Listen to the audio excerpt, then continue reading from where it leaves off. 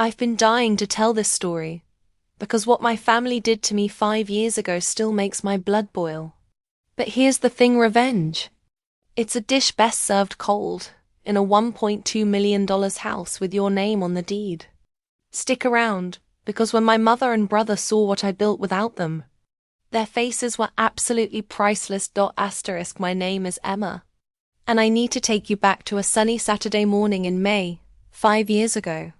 I was 23, fresh out of college with a business degree, and about $30,000 in student loans hanging over my head like a dark cloud. I was living in my childhood bedroom, trying to save every penny I could while working 2 jobs. My older brother, Marcus, was 28 at the time. He'd dropped out of college after 1 semester, bounced between jobs for years, and honestly, he was my mother's golden child. Nothing he did was ever wrong in her eyes. That morning, I came downstairs to find Mom and Marcus sitting at the kitchen table, and there was this energy in the room. You know that feeling when you walk into a space, and you immediately know something big is happening? That was it. Mum had this envelope in hands, one of those thick manila ones, and she was smiling at Marcus like he'd just won the lottery. Emma, perfect timing, Mum said, barely glancing at me. I want you to witness this special moment. I poured myself coffee, curious. What's going on? Mom slid the envelope across the table to Marcus, and her voice got all emotional. Sweetheart, I've been saving for years. Your father left me some money when he passed, and I've been investing it carefully. Marcus, you've been talking about needing a reliable car for your new job, and I want to help you start this new chapter right. Marcus opened the envelope, and I watched his eyes go wide. He pulled out a check, and even from where I stood, I could see the number. $6,000. Mum, are you serious? Marcus's voice cracked. This is amazing. You deserve it, honey, Mom said, reaching over to squeeze his hand. I'm so proud of you for getting that sales position. This will help you get a dependable car so you can succeed. I stood there, frozen with my coffee mug halfway to my lips. $6,000. Just like that.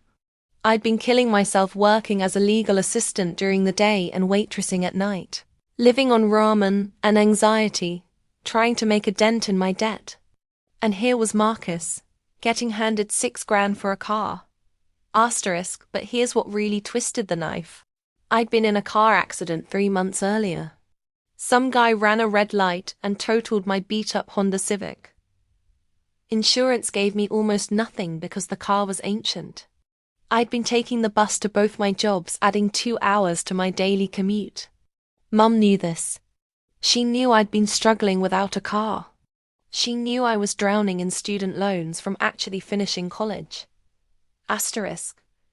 Wow, that's really generous, Mom, I said, trying to keep my voice steady. Congratulations, Marcus. Thanks, sis, Marcus said, not even looking up from the check. He was already on his phone, probably browsing car listings. I waited. I actually waited, standing there like an idiot, thinking maybe Mom would say something like, "And Emma, I haven't forgotten about you." But she didn't. She just started talking to Marcus about what kind of car he should look for, completely forgetting I existed. Mom, I finally said, my heart pounding. I'm really happy for Marcus, but I don't have a car either. I've been taking the bus for 3 months. You know how much harder that's made everything. Mom looked at me like I'd just asked her to solve world hunger. Emma, you're young. You'll figure it out. Besides, you have 2 jobs. If you budget better, you can save for a car. Budget better? I felt something crack inside my chest. Mum, I'm paying off student loans. You know, from the college degree I actually finished. Her face hardened. That was your choice. No one forced you to take out loans. Marcus is starting an important job and he needs support. You're already on your feet. I'm working 80 hours a week and taking the bus in the rain. Enough, Emma. Mom's voice went cold. Stop being jealous of your brother's success. This is why you're always struggling. You have a negative attitude. I looked at Marcus, waiting for him to say something, anything. Maybe offer to help me out with even a small portion. We'd been close as kids. But he just sat there, tucking that check into his wallet, avoiding my eyes. Something died in me that morning. Not all at once, but I felt it starting to wither. I went upstairs, packed a bag, and moved out that same day. I called my college roommate, Jessica, who let me crash on her couch. I didn't say goodbye. I didn't make a dramatic exit. I just left. But what happened next? They never saw coming. For the next 6 months I worked like a woman possessed. Legal assistant by day, waitress 4 nights a week, and I picked up freelance paralegal work on weekends. I slept 4, maybe 5 hours a night. Jessica thought I was losing my mind, and maybe I was, but I had this fire burning in me. Every time I wanted to quit, I thought about Mom's face when she slid that check to Marcus. I thought about being invisible in my own family. During my lunch breaks at the law firm, I started noticing something. My boss, Patricia, was brilliant with real estate law, and I watched her close deals that made people wealthy. I started reading everything I could about real estate investing. I spent my free time in the library because I couldn't afford books, studying market trends, learning about house flipping, and understanding the game.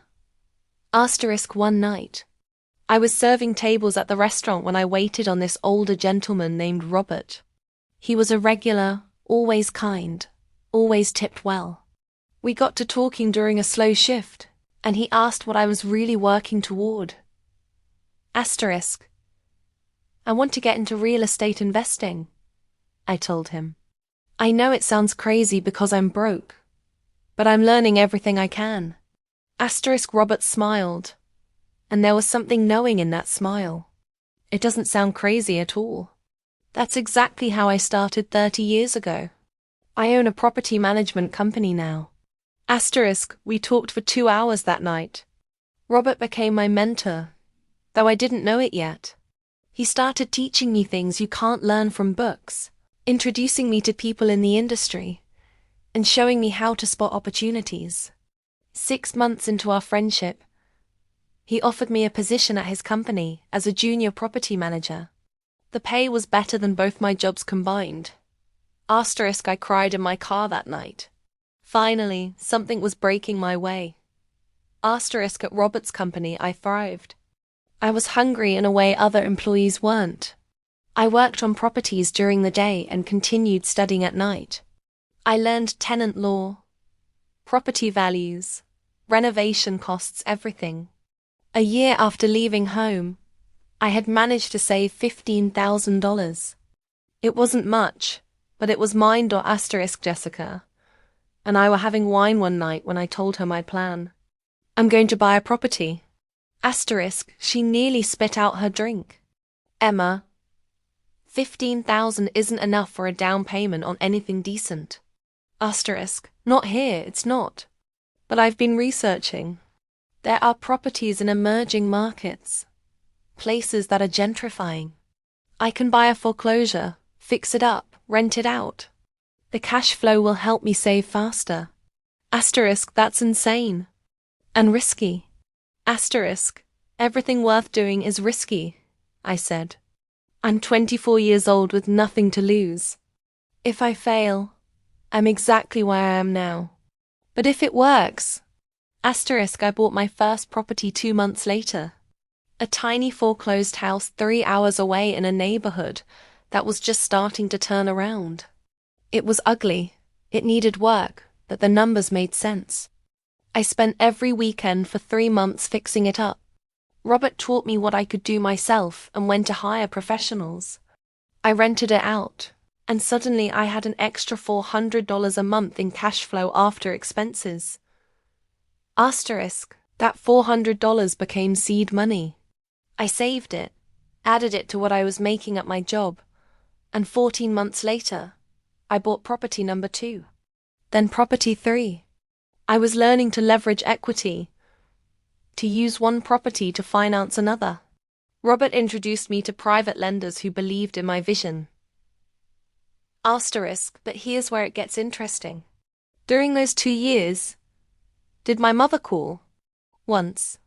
Did Marcus reach out? Never.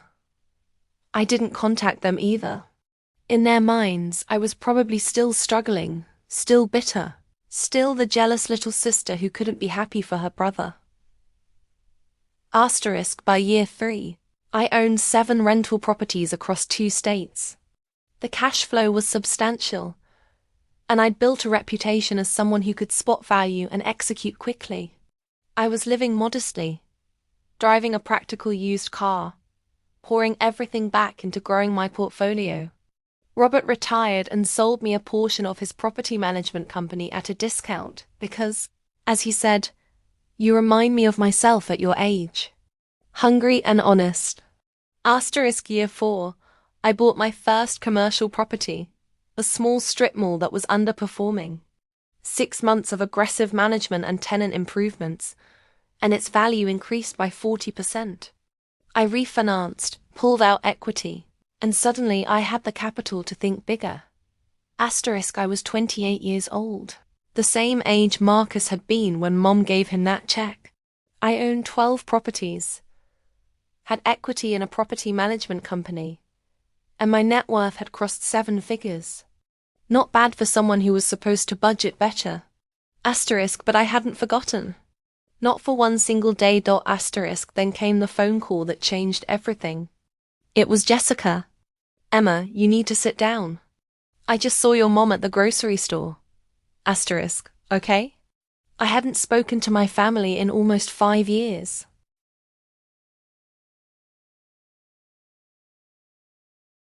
She was telling everyone who would listen about how worried she is about you. How you ran away, cut off your family, and she doesn't know if you're okay. She actually cried, Emma. She's playing the victim. Something white-hot flashed through me. 5 years. 5 years of silence, and now she was telling people I abandoned them. "There's more," Jessica said quietly. "I heard she's been telling people that Marcus is doing so well, that he's such a success, and she's so proud. Emma, I looked him up on Facebook. He's working at a car dealership in sales. That new job didn't work out. None of them did. He's been through 4 jobs in 5 years. I hung up and sat in my office, the one in my property management company with my name on the door, and I made a decision. It was time. The next 6 months were crucial. I'd been looking at investment properties in my hometown, an area I knew intimately. Real estate there had appreciated significantly, and there was this particular property I'd had my eye on for 2 years. It was a stunning custom-built home in the best neighborhood in town, the area where the doctors and lawyers and business owners lived. The area my family could never afford. The house had been on and off the market, the price dropping each time. The owners were divorcing and desperate to sell. It was worth $1.4 million easily, but their situation was urgent. I'd been watching, waiting, and building a relationship with the listing agent. When they dropped the price to $1.1 million, I struck. I made an all-cash offer of $1.2 million, close in 2 weeks, no inspection contingencies beyond the basics. The sellers nearly cried with relief. 2 weeks later, I owned a $1.2 million house in my hometown. 4 bedrooms, 5 bathrooms, chef's kitchen, home theater, pool, the works. And it was in my name only. Not a mortgage, not a cosigner, just mine. I didn't plan to live there full time. It was an investment, a rental property for high-end corporate clients. But before I listed it, I had something else in mind. I hired an interior designer and had the house staged to perfection. Then I called a local real estate photographer and had professional photos done. The images were stunning, the kind that make you stop scrolling and stare. Then I did something petty. Gloriously, satisfyingly petty. I posted the photos on Facebook, my first post in 5 years. Just the images, the address, and a simple caption. Excited to add this property to my investment portfolio. Home ownership is an incredible blessing. I tagged the location. I made it public. Then I waited. It took less than 3 hours. My phone rang from a number I still had saved. Mom, I let it ring. She called again. And again. Then came the text messages. Emma? Is this really you? Is this your house? Please call me. We need to talk. I didn't respond. But what happened next shocked everyone, including me. 2 days later, Jessica called me, laughing so hard she could barely speak. Emma, your mother and Marcus just showed up at my apartment looking for you. What? They're claiming there's been some mistake, that those photos can't be real. That may be your house sitting or something. Emma, your mom looks like she's seen a ghost. And Marcus, he's demanding to know if you married some rich guy. I drove to Jessica's apartment, my heart pounding. This wasn't the plan, but I wasn't backing down now. When I pulled up in my practical but nice SUV, Mom and Marcus were standing by their cars. Marcus was driving the same sedan he'd bought with Mom's check 5 years ago, looking worse for wear. Mom looked older, smaller somehow. They saw me get out of my car and I walked over slowly, taking my time. Emma, Mom breathed, and she actually started crying. Baby, we've been so worried. Don't, I said quietly. Don't do that. The house, Marcus interrupted, his face red. That house in the photos. What's the deal? Are you renting it? Did you marry money? I smiled, and it wasn't a kind smile. The deal is I bought it, cash, 2 weeks ago. It's one of 12 investment properties I own. The silence was deafening. That's impossible, Mom whispered. You're a waitress. I haven't been a waitress in over 4 years. Mom, I'm a real estate investor and part owner of a property management company. My net worth is somewhere around $2.3 million, give or take, depending on the market. Marcus's face went through about 15 different emotions. You're lying. I pulled out my phone and showed them the property deed, public record, my name only. Then I showed them photos of a few other properties. I didn't owe them proof, but I wanted them to see it. I wanted them to understand exactly what they'd dismissed. How? Mom's voice broke. How did you do this? The same way anyone does it. Hard work, education, sacrifice. Oh, and let's not forget motivation. See, 5 years ago, you gave Marcus $6,000 for a car and told me to budget better. You made me feel worthless. So I decided to prove that I wasn't. Emma, sweetheart, I made a mistake. No, I cut her off. You made a choice. You chose Marcus over me again and again. And you know what? I'm grateful. Because that pain, that rejection, it lit a fire under me that hasn't gone out. Marcus found his voice. So what? You're rich now and you're just rubbing it in our faces? Real mature, Emma. I laughed, actually laughed. Rubbing it in? Marcus, I haven't thought about you in years. I posted photos of my investment property on social media like millions of people do every day. You came looking for me, remember? I was perfectly happy letting you believe whatever story made you comfortable. After everything we've been through as a family, Mom started. We're not a family, I said. And saying it out loud felt like breaking chains. Family doesn't treat each other the way you treated me. Family doesn't pick favorites so blatantly that one child feels invisible. You want to know the really sad part? If you'd given me even a fraction of the support you gave Marcus, if you just acknowledged my struggle, we might have had a relationship. But you didn't, and I don't need you to now. So that's it? Marcus's voice was bitter. You hit it big, and now you're too good for us? I'm not too good for anyone. But I'm also not going to let toxic people back into my life just because we share DNA. I worked my ass off for what I have. Every single dollar I earned. And I don't owe you anything, not explanations, not money, not a relationship. Mom was openly crying now. I'm sorry. Emma, I'm so sorry. I didn't realize. You didn't realize because you didn't care enough to notice. There's a difference. I turned to walk away and Mom grabbed my arm. Please, let me make it up to you. Come to dinner. We can talk, really talk. I looked at her hand on my arm, then at her face. For a second, just a second, I saw the mom I'd loved as a kid. Before Marcus became the golden child, before everything got complicated. But then I remembered sitting in that kitchen, invisible, worthless. Maybe someday, I said, gently removing her hand. But not today. Not until you understand that love isn't conditional and support shouldn't be either. I hope Marcus is doing well. I genuinely do. But my success isn't about him and it's not about you. It's about me finally putting myself first. I got in my car and drove away. In my rearview mirror, I saw them standing there and I wish I could say I felt triumphant. But mostly I felt sad.